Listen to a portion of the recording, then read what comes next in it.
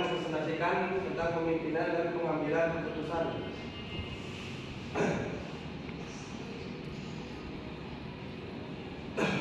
Berikut ada pengertian pemimpin dan menurut Davis and Village. Sini ada pemimpin merupakan salah satu intisari manajemen, sumber daya pokok dan titik sentral dari setiap aktivitas yang terjadi dalam suatu perusahaan.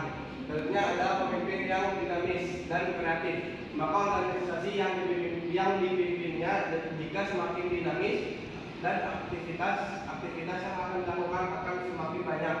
Jika seorang pemimpin kurang kreatif dan tidak dinamis, maka perusahaan yang dipimpinnya pun akan melempem.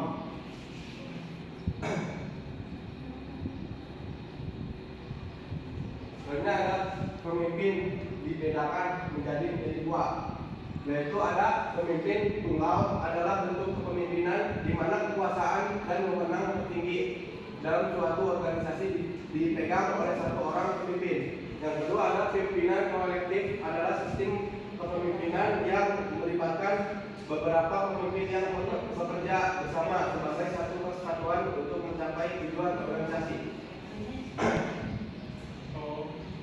Berikutnya ada tugas manajer. Top manager atau manajer puncak adalah pimpinan tertinggi dari suatu perusahaan yang termasuk dalam golongan ini, yaitu direktur utama. Terus ada middle manager atau manajer menengah. Dia adalah pemimpin menengah dari suatu perusahaan yang termasuk dalam golongan ini, yaitu kepala divisi, kepala unit, dan pimpinan cabang. Terus ada lower manager atau manajer terendah. Dia adalah pemimpin terendah yang secara langsung memimpin, mengarahkan dan mengawasi para karyawan pelaksana dalam mengerjakan tugasnya supaya tujuan-tujuan perusahaan tercapai.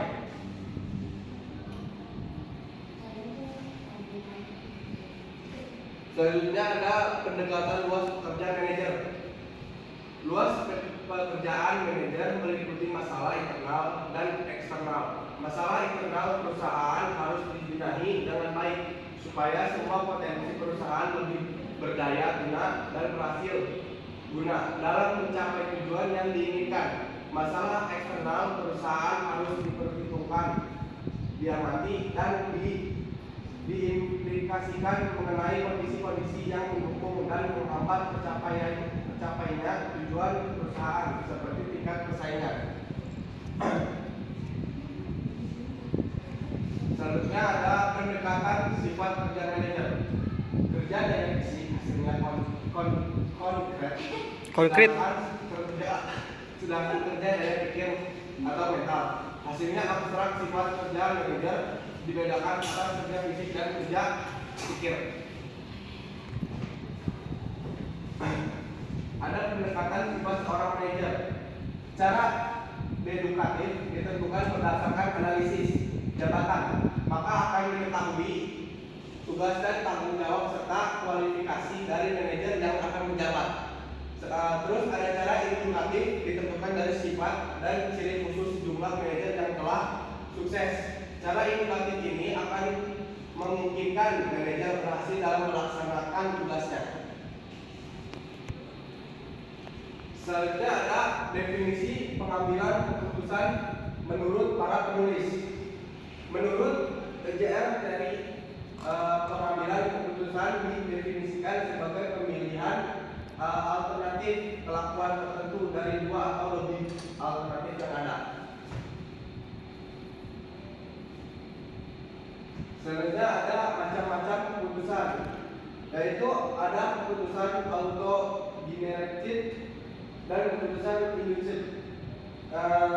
Keputusan auto-generated ini keputusan semacam diambil dengan cepat dan kurang memperhatikan, mempertimbangkan dan data, informasi, fakta dan laporan.